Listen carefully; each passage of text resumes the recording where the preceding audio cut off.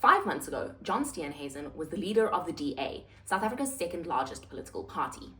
Today, he's a demoted deputy minister who's accusing his own political godfather of running something akin to state capture. This is Steenhuisen's fall from grace, but it's very clearly not a fall he's taking lying down. So this video is going to explain the full timeline, the fall, the fight back, and what I think it actually reveals about John Steenhuisen and the DA as a party. Before we get into things, there are a handful of names that are going to come up a lot in this story, so let's quickly introduce everyone. You already know John Steenhuisen. He's been in DA politics since the late 90s, starting out as a Durban city councillor, working his way up to chief whip in parliament, and becoming leader of the DA in 2019. In 2024, when the Government of National Unity was formed, he became the Minister of Agriculture. Gordon Hill-Lewis is the DA's current leader. He was an MP in his 20s, became the party's shadow finance minister and then mayor of Cape Town in 2021, which was the job most people knew him for up until this year. Tony Leon is probably the most important name here that you might not know already if you didn't grow up invested in South African politics. He led the Democratic Party from 1994, and in 2000, he merged it with the new National Party to create the DA as we know it today. He was the leader of the official opposition up until 2007, which makes him the longest-serving opposition leader in democratic South Africa. In 2013, he founded a public affairs and PR firm called Resolve Communications, where he is the executive chairman today.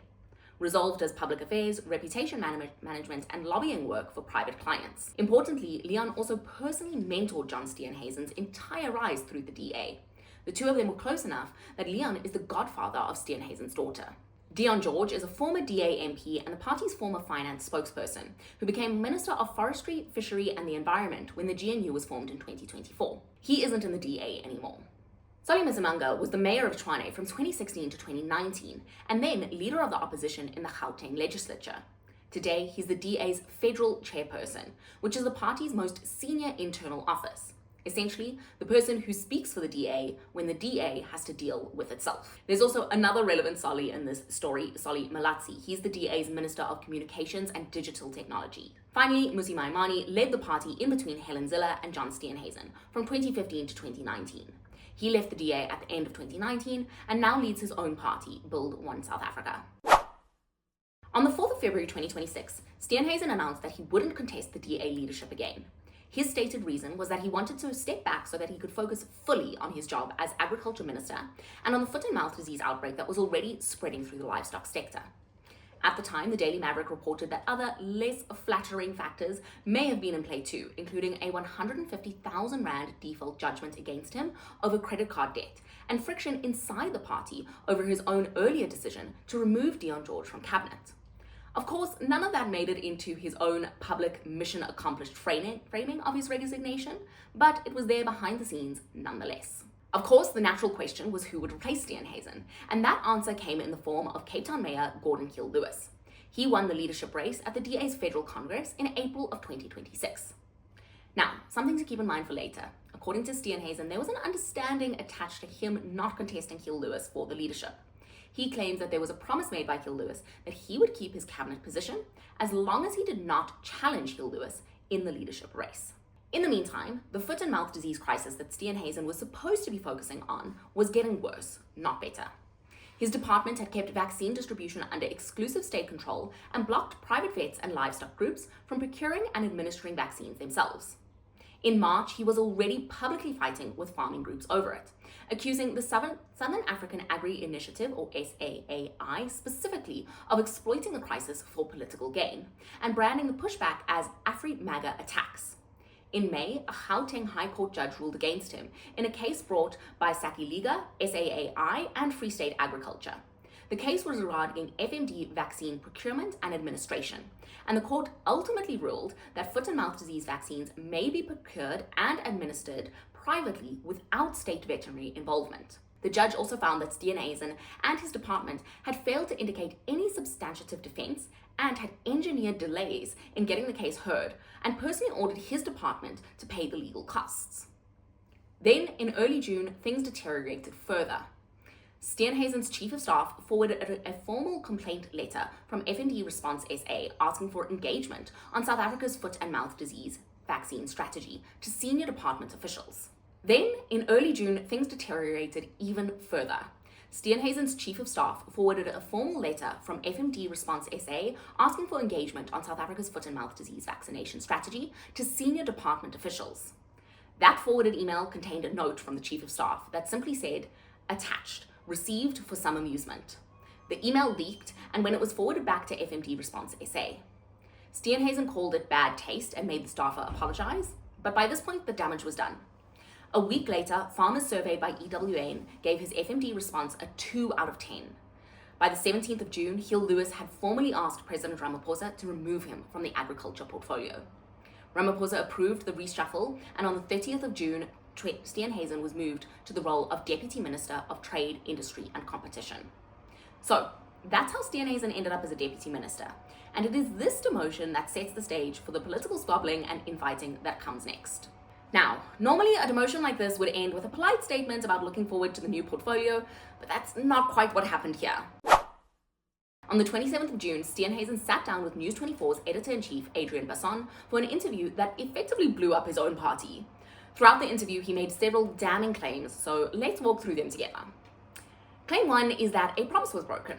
Steenhuisen says that when he agreed not to contest Gill Lewis for the leadership back in April, there was a deal attached to this. He would stand down from the leadership race, and in exchange, he would stay on as agriculture minister, so that he could finish the fight against foot and mouth disease. Let me ask you bluntly, were you promised by Jordan Lee Lewis to remain the Minister of Agriculture? The deal was that I would stand down as leader, but that I would remain on as Minister of Agriculture, at least until I'd been able to reach my target of vaccinating 80% of the cattle, given the fact that one of the reasons I stepped down was to focus full-time on the fight against FMD. I duly stood down, and now I've been removed from that particular fight, with much progress having been made, and obviously a long way still to go, but I really wanted to see that through. And now, Gill Lewis has never publicly confirmed that this deal existed, but it's worth noting what he did and didn't say about it when he was asked. News 24 reported this promise as a fact just a week before the interview even aired on their own sourcing. And when Gill Lewis did respond publicly, he didn't deny that a promise had been made. Rather, he said that he had a higher loyalty to the party and the country than to the personal relationship he had with Steenhuisen. That's the defense of breaking the promise, not a denial that there was one in the first place. Claim 2 that Steenhuisen made is that he was made a scapegoat. And this is kind of the claim that matters most for everything that follows on afterwards. Steenhuisen's argument is not just that he was fired unfairly, it's that he was fired for the wrong reason. He says that there's a bloc inside and around the DA that he calls AfriMaga, his own term for a network of Afrikaner nationalist-aligned voters, commentators, and organized agricultural lobby groups like Solidarity, AfriForum, and SAAI, and Sakiliga. He says this bloc has been agitating for his removal for months at this point, not really over foot and mouth disease, but because he had publicly rejected a white genocide narrative. For context here, Steenhuisen has rejected the white genocide claim, this idea amplified internationally, including by people like Donald Trump, that white South African farmers are being systematically killed because of their race. He has said plainly that it's not a white genocide, not at all, and repeated this correction to Trump's face in a White House meeting. Really, it would have been, I don't know what people expected me to do. Would I supposed to lie that there's a white genocide taking place in South Africa? There is not a white genocide in South Africa. This genocide is not happening. And I was very honest there. I said, what we have is a rural safety problem where people are being killed in rural areas, and brutally so. The AfriMaga groups that Steenhuisen refers to overlap heavily with the groups that have been pushing the narrative of white persecution in South Africa. So his argument is that this same conservative flank, angry at him for his denial of a white genocide, used the foot and mouth crisis as a convenient excuse to force him out, and that Gill Lewis gave into this rather than making an honest call on his performance. There is a grouping that wants to bend the knee continuously to appease the AfriMaga crew. And I don't think that's the right way to grow votes in the party. Now, the third claim is where things get really interesting, because the third claim is that Resolve Communications helped bring Steenhuisen down. And this is also where his mentor, Tony Leon, enters the story. So Steenhuisen is alleging that Resolve, Leon's firm, was actively a part of the campaign against him. Specifically, he's claiming that Resolve had a hand in establishing FMD Response SA, one of the lobby groups that had been publicly critiquing his handling of the foot and mouth disease crisis, and that Resolve actively worked to amplify that criticism. So a company chaired by a former DA leader and led by a former DA CEO were quite pivotal in criticizing you and your chief of staff? Well, absolutely, yeah, and relentlessly driving public narrative. In other words, the company that he is saying drove the negative publicity that cost him his job is currently chaired by his own political godfather. Finally, the fourth claim, the biggest one, and the accusation that turned an argument over personal betrayals into a national scandal, is that Resolve was trading on its own DA connections in order to sell government access. Steenhuisen is alleging here that Resolve had been using its closeness to DA ministers, many of whom Leon had personally helped to put in office, to get its private paying clients meetings and sympathetic hearings that they otherwise never would have gotten. He said that Resolve had repeatedly approached him while he was minister to meet its clients and push their issues. And this is the claim that everything else in the story now hangs off, and it's the one that people started calling equivalent to state capture. So these four claims, and particularly these allegations against Resolve Communications, set the scene for a huge fallout. On the 30th of June, Tony Leon fired back against the allegations from John Steenhuisen. In a statement carried across multiple media outlets, he said that Resolve was being gravely framed and warned that where these falsehoods cross into defamation, we are considering our legal remedies. He said his firm does not and cannot direct the decisions of ministers or officials and has never tried to. And this has been his consistent line throughout, that everything Resolve does is lawful public affairs work, and that there's a difference between making a case to government and controlling it. The same day, former Minister Dion George added his story's first piece of outside corroboration. But before we get into that, we actually need a little bit more context on who George is, because his history with the DA is very much an influence here. Back in November of 2025, Ramaphosa actually removed George from cabinet at Steenhuisen's request, officially over underperformance, but George rejects that completely, calling it a betrayal. And by January, he had quit the DA entirely, accusing Steenhuisen of being captured by the ANC. With that history in mind, here's what George actually said. He told the Sunday Times that Leon had personally pressured him to meet Resolve client Redisa while they were in active litigation against his department, and came back to ask him again later for the same request. That backs up the shape of Steenhuisen's claim. However, in the same breath, George had said that Steenhuisen had relentlessly insisted that he meet the Wildlife Ranching Association, which was also in active litigation against his department. So we have a corroboration at the same time as a fresh accusation against the accuser, arriving together from a man with reasons to damage both of them. Then 2 days later, on the 2nd of July, the opposition party Action SA escalated things even further. It filed a formal complaint with the public protector, and its chair, Michael Beaumont, published an open letter daring Tony Leon to actually sue, saying, "Please issue the papers, Tony. We would love to get those people on the record under oath." On the 4th of July, the story stretched beyond the national government, and two things landed on that same day. First, an email surfaced showing that Resolve had offered to draft parliamentary questions for a DA MP to submit. Leon has defended this as nothing unethical, illegal, or improper. But second, and more importantly, the Sunday Times reported that Resolve hadn't only been working at a national level with national ministers, it had also gone after DA city-run governments too, specifically Tshwane and Johannesburg, chasing communication and consulting contracts. Now, this whole set of allegations rests on an affidavit, one obtained by the Sunday Times that is now part of Action SA's public protector complaint, from a former senior staffer in Solly Masimanga's mayoral office. The staffer swears that in 2017, while Masimango was mayor of Tshwane, Leon came to the mayoral office and the staffer was asked to consider ways in which Resolve Communications could be incorporated into work being undertaken by the newly established administration, a meeting they described as uncomfortable. Masimango says there was simply never such a meeting, and that the city's own security registers and visitor diaries would prove no such visit took place. But Leon is saying he did meet Masimango, while denying anything improper was discussed. So we've got a sworn affidavit and the party's founder saying that the meeting happened, while the party's current federal chairman is saying it never did. And the records that would settle it are not yet produced. Then on the 5th of July, Leon told his own side of things, sitting down with the same interviewer that Steenhuisen had, Adrian Basson, for his own on-the-record interview.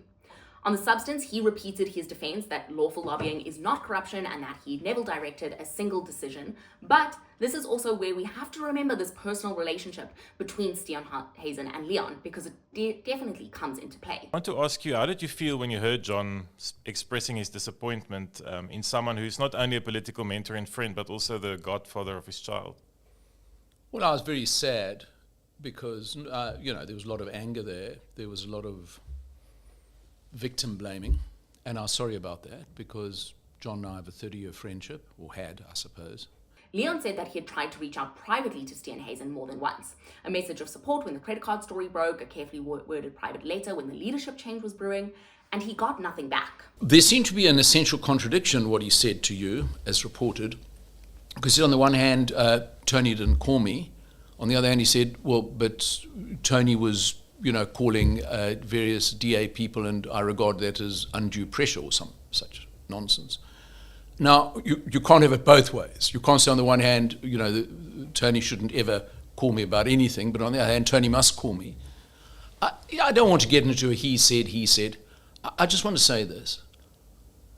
People talk about pressure or calling, and I reached out to John many times. I wrote an article in your newspaper, which I do on a weekly basis. And it was extremely diplomatically worded. I didn't say, there was a lot of controversies about John. There was stuff about the credit card and various default charges, very ugly stuff. I thought it was disgraceful, and I told him that this has been put in the public domain. It doesn't belong in the public domain.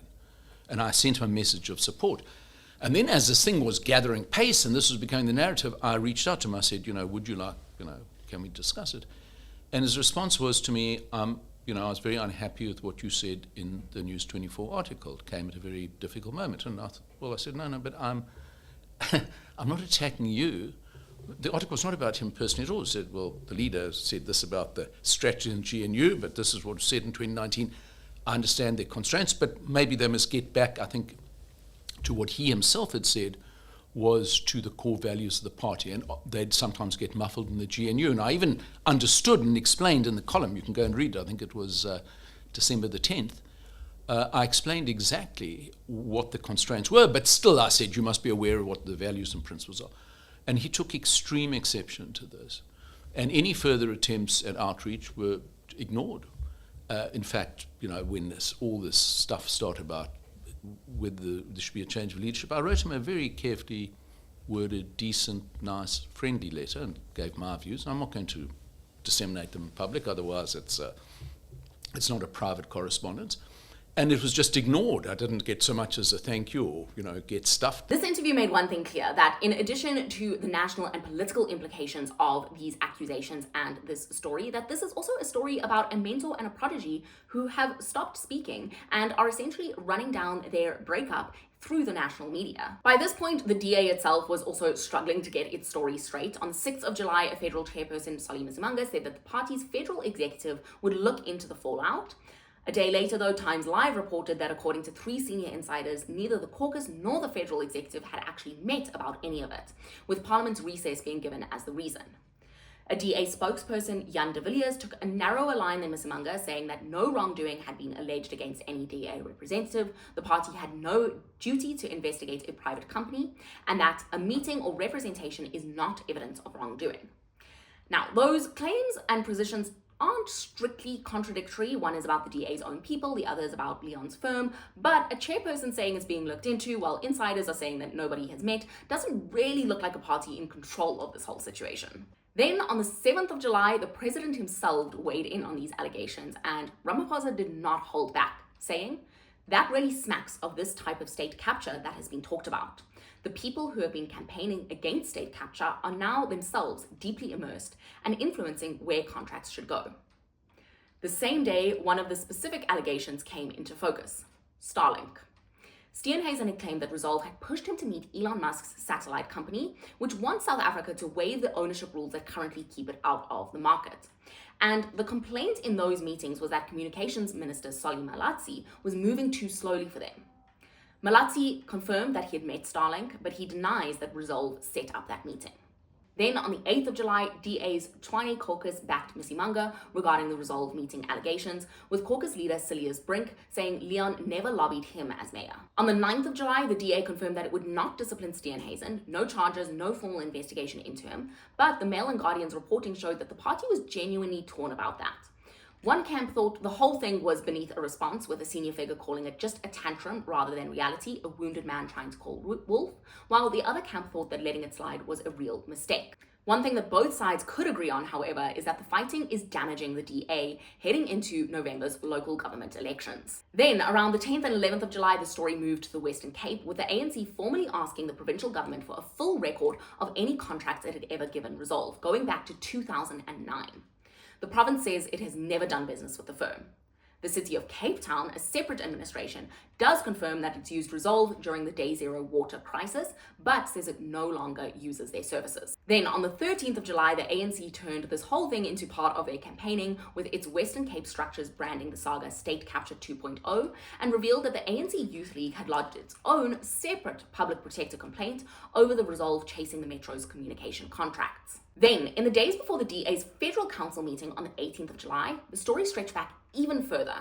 Remember, a lot of these allegations are about events that are said to have taken place several years ago, with the Tshwane affidavit issue being about events that were alleged to have happened in 2017. Well, now Mmusi Maimane has come forward to say that Leon approached him a year before that in 2016, while Maimane was actually still leader of the DA and Herman Mashaba was the mayor of Johannesburg. Leon approached Maimane about a business relationship between Resolve and the city, and Mashaba is said to have refused that relationship. While this has all been unfolding, anger inside the party had been spilling out into the open. DA MP Emma Powell had sent a message to the Parliamentary Caucus WhatsApp group calling Steenhuisen's treatment head-spinning in its expediency and sheer scale of betrayal, saying whatever his faults, he stuck to his end of the bargain and did what was asked of him. Kiel Lewis brushed this off as corridor politics involving 2 or 3 people. He also hit back at Ramaphosa directly, calling the state capture comparison outrageous and political sensationalism. Going into the Federal Council meeting on the 18th of July, by his own description, it was one of the most combustible in recent memory. He said he'd defend the demotion to anyone. So where does this all stand now? As I write and film this, the DA has cleared Steenhuisen personally, but nothing has actually been resolved. There are several open investigation, Action SA's public protector complaint, the ANC Youth League's separate one, Parliament's questions to Malatsi, and the ANC Western Cape contract request, plus the unresolved factual standoff over the Tshwane meeting and Maimane's 2016 account.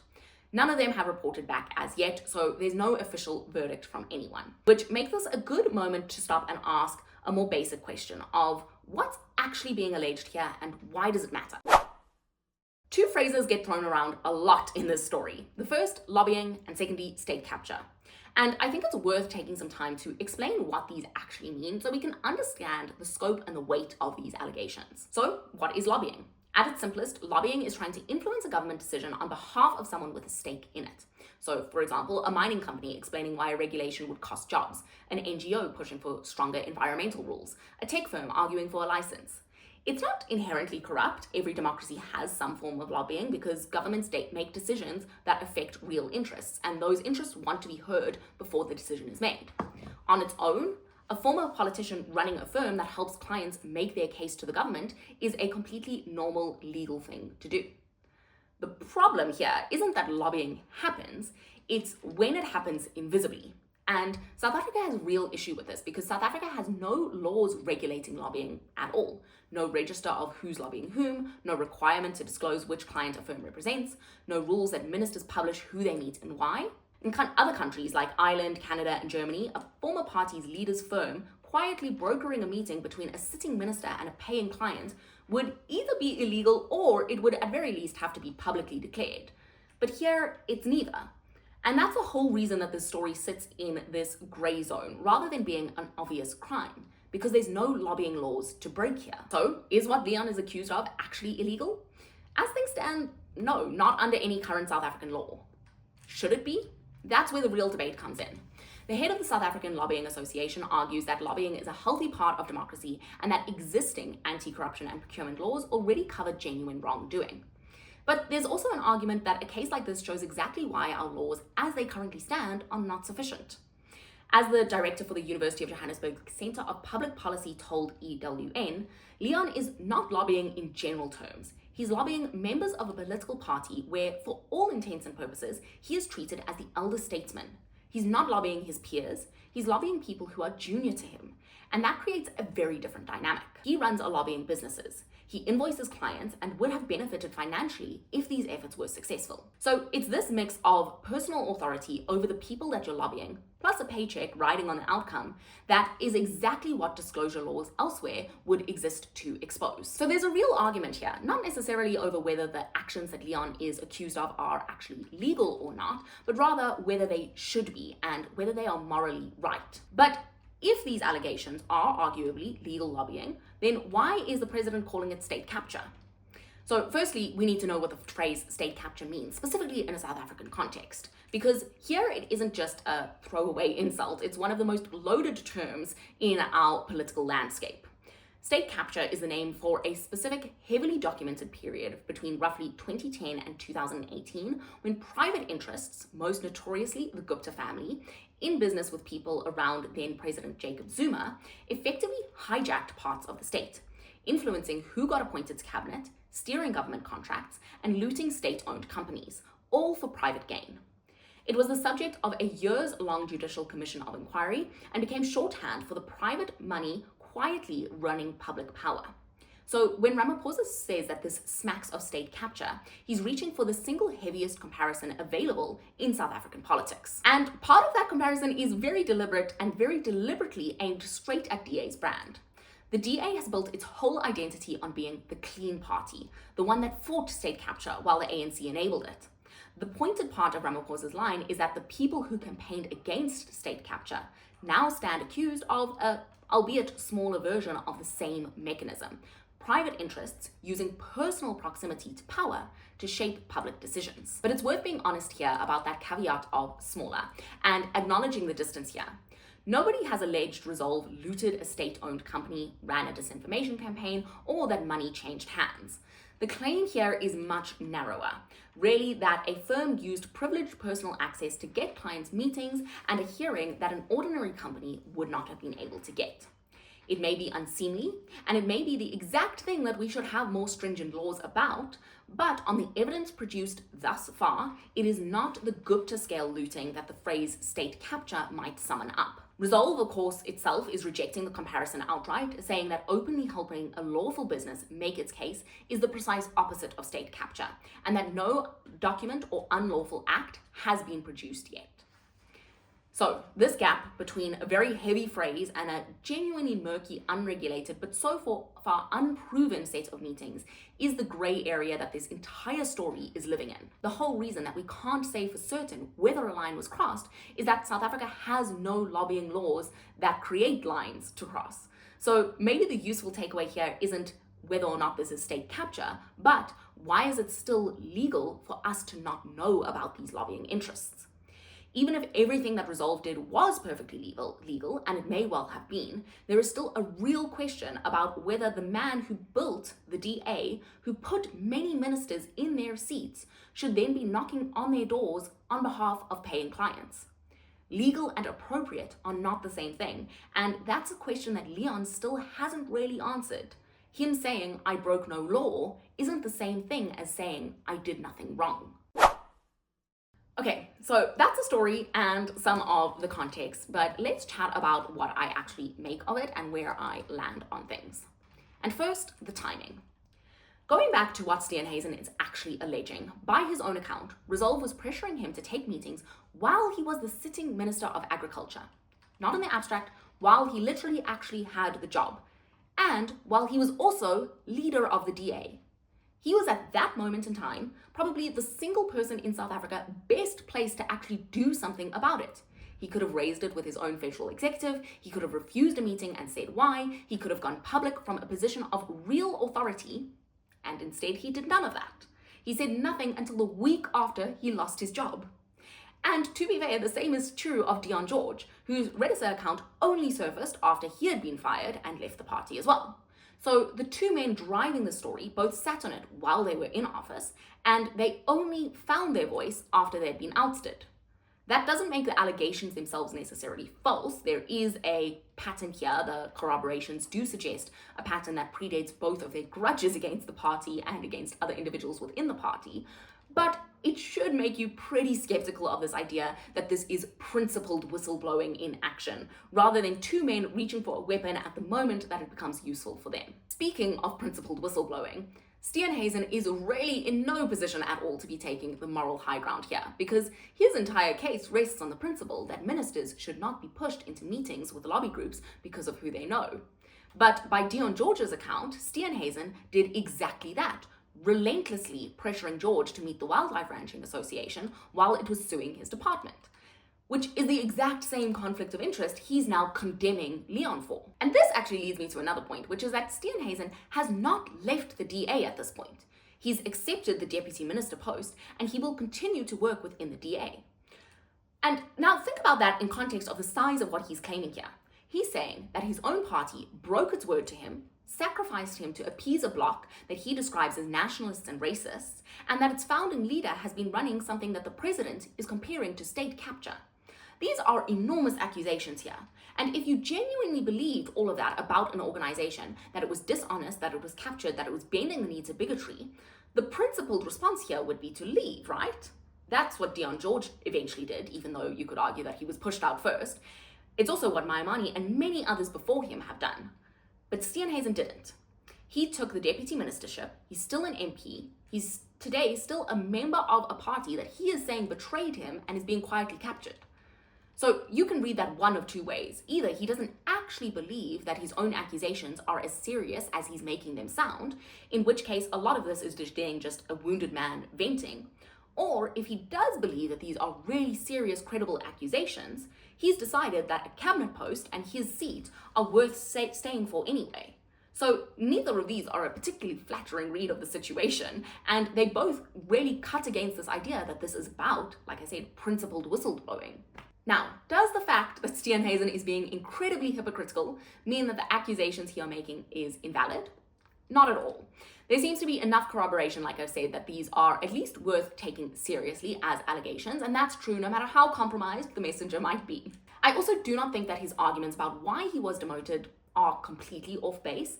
Steenhuisen has rejected the white genocide narrative publicly, and it's very easy to understand that the Afri-MAGA bloc, as he calls it, would not be happy about that. It's definitely possible or plausible that this could be a factor contributing to some of the critique that he has faced, and it's definitely plausible that Resolve was involved in that. I also think his bigger argument that the DA can't keep building its future around a shrinking conservative white base and needs to make a compelling offer to Black South Africans is correct. It's also, by the way, almost word for word what Maimane said on his way out of the DA in 2019. And that's what brings me to my biggest caveat in all of this, and in giving Steenhuisen credit for this now, because the catch is saying something like that and actually living up to it are two different things. Critics, for a long time now, including former DA MPs like Phumzile Van Dam, have accused the party under Steenhuisen's leadership himself of doing close to the opposite in practice, of leaning into exactly the messaging that courts that white conservative flank of voters. The Afri-MAGA problem that John Steenhuisen is now naming is one that the DA himself included spent years feeding as it chased the votes that it was losing to the VF+. And this leads me to a point about the accountability, or should I say lack of accountability, Steenhuisen takes in all of this. Because while it may be true that the criticism of Steenhuisen was not pure in its motives and intentions, it doesn't change how he actually handled the foot and mouth disease crisis. But every time he admitted that mistakes were made, he's couched it in some way and found another person or organization to shift the blame to. And this really comes back to the hypocrisy of it all, because if we rewind to 2019, when Mmusi Maimane resigned as DA leader after a bad election result, Steenhuisen was one of the loudest voices insisting that Maimane carry the blame. He told Radio 702, "It doesn't matter where things went wrong, the buck stops with the leader." That was the standard that Steenhuisen himself set on the way into the top job. But 7 years later, he's had his own bad result, a crisis mishandled so badly that a judge ruled against him and his own successor pulled him from the portfolio. And instead of the buck stopping with him, he's called it a mobbed, he's blamed his mentor, and gone on to make a series of incredibly damning and damaging for the party accusations.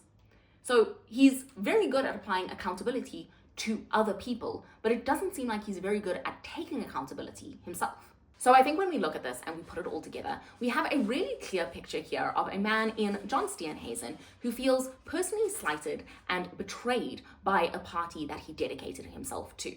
I think he feels betrayed by Gordon Hill-Lewis, who he's alleging made a promise and then broke it. And I think he definitely feels betrayed by Tony Leon, a man who's supposed to be his political mentor, providing him guidance and support, but instead he's alleging contributed to a campaign of criticism against him that he thinks is ultimately the reason that he lost his job. But taking a step back from Steenhuisen for a second, I think it's worth looking at what this says about the DA as a whole as well.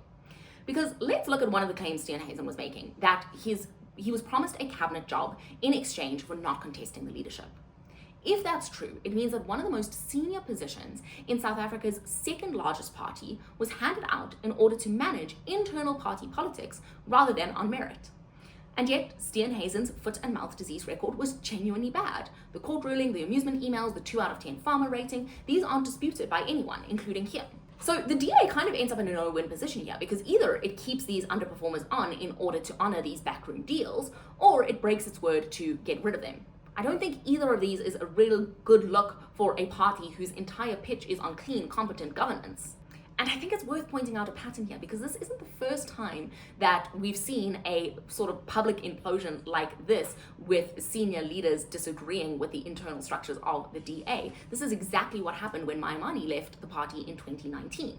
Which to me speaks to a party that really does not have a good or healthy way of handling internal disagreement, especially when it comes to senior political figures in the party. And this really matters, because this is not some small, minor political party. This is the second largest party in South Africa. It's a member of our GNU government. So when its most senior figures are spending weeks on end accusing each other of betrayal and state capture in the national media, this is damaging beyond just gossip. It's also chipping away at trust and integrity. So to conclude, I think this is where I land on all of this. Steenhuisen is at once both a man making some fair points and a man with very little standing on which to make them. His critique of the DA's direction does have real merit. His allegations against Resolve may well describe something really real and worth investigating here, with other people describing it too. But he stayed silent while it was benefiting him. He's accused by his own former colleague of the same behavior he's condemning, and he only spoke about it once it stopped serving him and started serving his grievance. And for all his talk of a captured, dishonest party, he's still collecting a cabinet salary from it. Steenhuisen is not going down without a fight. I'm just not convinced that this fight is actually about principle, but rather about a man who got hurt and has now decided to take everyone that he blames down with him.